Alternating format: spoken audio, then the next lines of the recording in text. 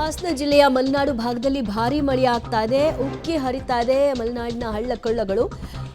ಉಕ್ಕಿನ ಬೆಳಗಿನ ಹಳ್ಳ ಸಂಕಷ್ಟಕ್ಕೆ ಸಿಲುಕಿದ್ದಾರೆ ಬಹಳಷ್ಟು ಕುಟುಂಬಸ್ಥರು. ಯಾಕಂದ್ರೆ ಆ ಮಾರ್ಗವಾಗಿ ಅವರು ಸಂಚಾರ ಮಾಡಬೇಕಿತ್ತು. ಸಕಲೇಶಪುರ ತಾಲೂಕಿನ ದೋನಹಳ್ಳಿ ಗ್ರಾಮದಲ್ಲಿ ಘಟನೆ. 2018ರಲ್ಲೇ ಭಾರೀ ಮಳೆ ಆಗಿದ್ರಿಂದ ಅಲ್ಲೊಂದು ಕಿರು ಸೇತುವೆ ಏನಿತ್ತು ಅದು ಕೊಚ್ಚಿ ಹೋಗ್ಬಿಟ್ಟಿದೆ. ಅದಾದ ನಂತರದಲ್ಲಿ ಹೊಸದಾಗಿ ಸೇತುವೆಯನ್ನು ನಿರ್ಮಾಣವೇ ಮಾಡಲಿಲ್ಲ. 7 ವರ್ಷ ಆಗಿದೆ ಹೊಸ ಸೇತುವೆ ಮಾಡಿಕೊಡಿ ಅಂತ ಕೇಳಿ ಬಟ್ ಇಲ್ಲಿಯವರೆಗೂ ಆಗಿಲ್ಲ.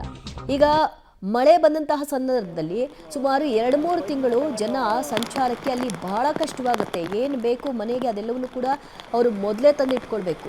ಅಪ್ಪಿತಪ್ಪಿಯೂ ಕೂಡ ಅವರು ಇಲ್ಲಿಂದ ಹೋಗ್ಲಿಕ್ಕೆ ಸಾಧ್ಯ ಇಲ್ಲ. ಅಂತಹ ಪರಿಸ್ಥಿತಿ ನೀವು ನೋಡ್ತಾ ಇದ್ರಿ. ಎಮರ್ಜೆನ್ಸಿ ಬಂದಂತಹ ಸಂದರ್ಭದಲ್ಲಿ ಹೇಗಾಗಬೇಕು ಅವರ ಪಾಡು. ಕನಿಷ್ಠ ಪಕ್ಷ ಒಂದು ಸೇತುವೆಯನ್ನು ಮಾಡ್ಕೊಡೋಕ್ಕಾಗಲಿಲ್ಲ ಅಂದರೆ ಏನು ಹೇಳಬೇಕು. 7 ವರ್ಷಗಳಿಂದ ಇದೇ ವನವಾಸ. ಮಳೆ ಬಂದಾಗೆಲ್ಲ ಅವರಿಗೆ ನೆನಪಾಗುತ್ತೆ, ಇಲ್ಲಿ ಸೇತುವೆ ಇರಬೇಕಿತ್ತು, ಈಗ ನಮಗೆ ಸಮಸ್ಯೆ ಆಗ್ತಿದೆ ಅಂತ.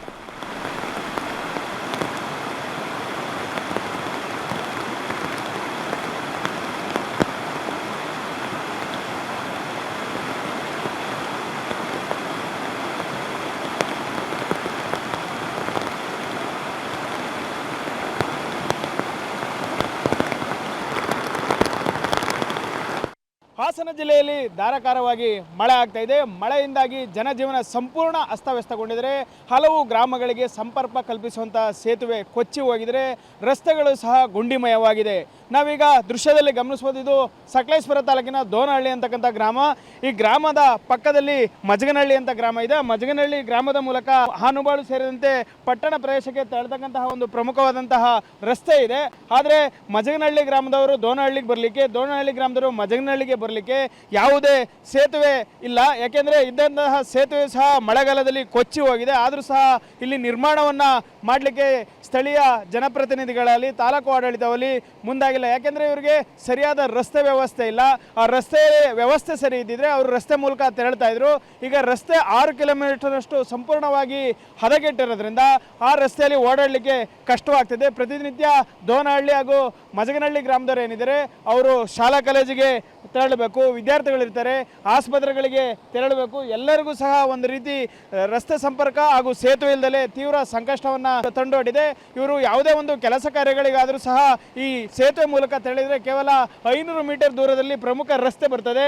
ಆ ರಸ್ತೆ ಮೂಲಕ ತೆರಳಿ ಅವರ ಕೆಲಸ ಕಾರ್ಯಗಳನ್ನು ಮಾಡಿಕೊಳ್ಬೋದು. ಅಲ್ಲದೆ ಶಾಲಾ ಕಾಲೇಜಿಗೆ ತೆರಳಕ್ಕಂತಹ ವಿದ್ಯಾರ್ಥಿಗಳು ಸಹ ಇಲ್ಲಿಂದ 500 ಮೀಟರ್ ಸಾಗಿ ಅಲ್ಲಿಂದ ಬಸ್ಗಳ ಮೂಲಕ ಸಂಚರಿಸಬಹುದಾಗಿದೆ. ಆದರೆ ಇರ್ತಕ್ಕಂಥ ಸೇತುವೆ ಸಂಪೂರ್ಣವಾಗಿ ಕುಸಿದು ಹೋಗಿರೋದ್ರಿಂದ ಇಲ್ಲಿ ಓಡಾಡಲಿಕ್ಕೆ ಸಹ ಯಾವುದೇ ರೀತಿಯ ಬೇರೆ ವ್ಯವಸ್ಥೆ ಇಲ್ಲ. ಹಾಗಾಗಿ ಪ್ರತಿನಿತ್ಯ ಸಹ ಈ 2 ಗ್ರಾಮಗಳ ಗ್ರಾಮಸ್ಥರು ಪರದಾಡುವಂಥ ಒಂದು ಪರಿಸ್ಥಿತಿ ನಿರ್ಮಾಣವಾಗಿದೆ.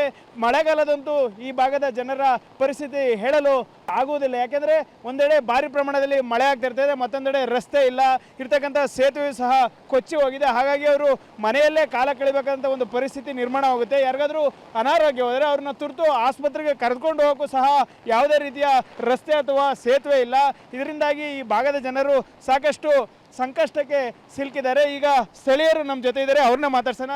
ಹೇಳಿ ಸರ್, ಯಾವಾಗ ಕೊಚ್ಚಿ ಹೋಯಿತು ಸೇತುವೆ? ಇದು 2018ರಲ್ಲಿ ಕೊಚ್ಚಿ ಹೋಗಿರೋದು. ಈಗ ನಾವು ನಿಂತಿರೋ ಜಾಗ ಬಂದು ದೋನಹಳ್ಳಿ ಅಂಥೇಳಿ ಈ ಗ್ರಾಮ. ಇಲ್ಲಿಂದ ಹಿಂದ್ಗಡೆ ಈ ರಸ್ತೆಯಲ್ಲಿ ಹೋದರೆ ಹಾನಬಳ್ಳಿಗೆ 5 ಕಿಲೋಮೀಟ್ರ್ ಇದೆ. ಈ ಸೇತುವೆ ಮುಖಾಂತರ ಹೋದರೆ ದೇವಲಕೆರೆ, ಮಗಜಹಳ್ಳಿ ಮುಖಾಂತರ ದೇವಲಕೆರೆಗೆ 3 ಕಿಲೋಮೀಟ್ರ್ ಇದೆ. ನಮಗೆ ಜಾಸ್ತಿ ದೇವಲಕೆರೆ ಸಂಪರ್ಕ ಜಾಸ್ತಿ. ಯಾಕೆಂದರೆ ಒಂದು ಗ್ರಾಮ ಪಂಚಾಯತಿ ಇರ್ಬೋದು, ಒಂದು ಶಾಲೆ ಇರ್ಬೋದು, ಒಂದು ಅಂಗನವಾಡಿ ಇರ್ಬೋದು, ಒಂದು ಬ್ಯಾಂಕ್ ಇರ್ಬೋದು. ದಿನನಿತ್ಯದ ಬೇರೆ ದೈನಂದಿನ ವ್ಯವಹಾರಕ್ಕೆ ನಾವು ದೇವಲಕೆರೆಗೆ ಹೋಗಬೇಕಾಗುತ್ತೆ. ಇದೇ ರಸ್ತೆಯಲ್ಲಿ ಹೋಗಬೇಕು.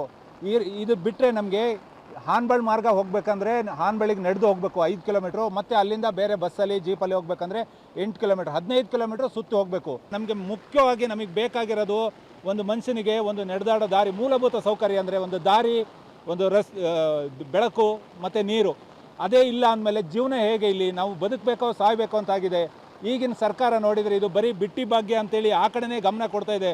ಮೂಲಭೂತ ಸೌಕರ್ಯದ ಕಡೆ ಏನೂ ಗಮನ ಕೊಡ್ತಾ ಇಲ್ಲ. ಸ್ಥಳೀಯ ಶಾಸಕರು ಈ ಕಡೆ ಬಂದು ನೋಡಿದ್ದಾರೆ, ನಾನು ಸಂಬಂಧಪಟ್ಟವ್ರಿಗೆ ತಿಳಿಸಿದ್ದೀನಿ, ಸಂಬಂಧಪಟ್ಟ ಇಲಾಖೆಯವರಿಗೆ ಇದನ್ನು ಗಮನಕ್ಕೆ ತಂದಿದ್ದೀನಿ ಅಂತ ಹೇಳ್ತಾರೆ. ಅಷ್ಟು ಬಿಟ್ಟರೆ ಯಾರೂ ಏನೂ ಮಾಡೋಕ್ಕಾಗಿಲ್ಲ. ಈ ಟೈಮಲ್ಲಿ ಏನಾದರೂ ಹೆಚ್ಚು ಕಡಿಮೆ ಆಯಿತು ಅಂದರೆ, ಇಲ್ಲಿ ಏನಾದರೂ ಪ್ರಾಣಕ್ಕೆ ಏನಾದ್ರು ಅಪಾಯ ಆಯಿತು ಅಂದರೆ ರಕ್ಷಣೆ ಮಾಡೋಕ್ಕೂ ಇಲ್ಲಿ ಯಾರೂ ಬರೋಕ್ಕಾಗಲ್ಲ. ಇಲ್ಲಿ ಎಮರ್ಜೆನ್ಸಿಗೆ ಇಲ್ಲಿದ್ದವರು ಒಬ್ರಿಗೊಬ್ರಿಗೆ ಕರೆಯೋಣ ಅಂದರೆ ನೆಟ್ವರ್ಕ್ ಇಲ್ಲ, ಫೋನ್ ಇಲ್ಲ, ಕರೆಂಟ್ ಇಲ್ಲ ಅಂದರೆ ನೆಟ್ವರ್ಕ್ ಇಲ್ಲ. ಭಾಳ ಕಷ್ಟ ಆಗ್ತಾಯಿದೆ. ಇದೇ ಥರ ಆದರೆ ನಮ್ಮದು ಒಂದು ಇಂಥ ಗ್ರಾಮದಲ್ಲಿ ಇಂಥ ಊರು ಇತ್ತ ಇಲ್ವಾ ಮ್ಯಾಪಲ್ಲಿ ಹುಡುಕಬೇಕಾದಂಥ ಪರಿಸ್ಥಿತಿ. ಇಡೀ ನನಗೆ ಗೊತ್ತಿರೋಂಗೆ ನಮ್ಮ ಇಡೀ ರಾಜ್ಯದಲ್ಲಿ ಅಥವಾ ನಮ್ಮ ಜಿಲ್ಲೆಯಲ್ಲಿ ಈ ಥರದ್ದೊಂದು ಹಳ್ಳಿ ಇನ್ನೆಲ್ಲೂ ಇರಲಿಕ್ಕೆ ಸಾಧ್ಯನೇ ಇಲ್ಲ. ಅಷ್ಟು ಒಂದು ನಮಗೆ ಸುಸ್ಥಿತಿ ಬಂದಿದೆ.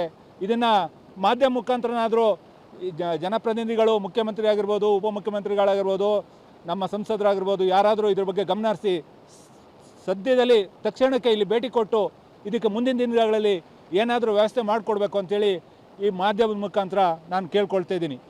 ಇದು ಇಲ್ಲ ಸ್ಥಳೀಯರ ಒಂದು ಅಳಲಾಗಿದೆ. ಯಾಕೆಂದರೆ ಇರ್ತಕ್ಕಂಥ ಒಂದು ಸೇತುವೆ ಸಹ ಕೊಚ್ಚಿ ಹೋಗಿದೆ. ಹಾಗಾಗಿ ಇನ್ನೂ 3 ತಿಂಗಳು ಇಲ್ಲಿ ಮಳೆ ಬರ್ತದೆ, ಈ ಹಳ್ಳದಲ್ಲಿ ನೀರು ಹರಿತಾ ಇರ್ತದೆ.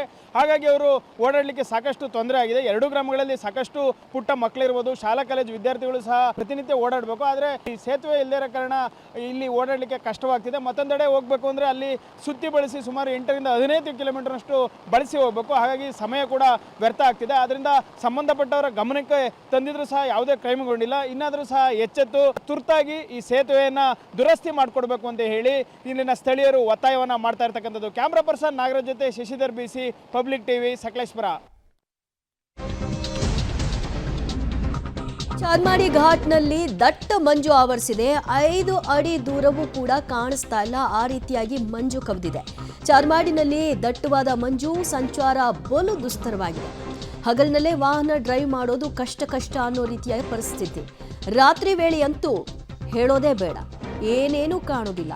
ಹೆಡ್ಲೈಟ್ ಹಾಕ್ಕೊಳ್ಬೇಕು, ಹಾರನ್ ಮಾಡಬೇಕು, ಹೋಗ್ತಾ ಇರಬೇಕು. ಒಂದು ಕಡೆಯಲ್ಲಿ ಗುಡ್ಡ, ಇನ್ನೊಂದು ಕಡೆಯಲ್ಲಿ ಪ್ರಪಾತ. ಹೆಚ್ಚು ಕಮ್ಮಿ ಆದರೆ ಬಹಳ ಡೇಂಜರಸ್. ಹಾಗಾಗಿ ನೈಟ್ ಡ್ರೈವ್ನ ಮಾಡಬೇಡಿ ಅಂತ ಈ ಒಂದು ಎಚ್ಚರಿಕೆಯನ್ನು ಕೊಡಲಾಗ್ತಾ ಇದೆ.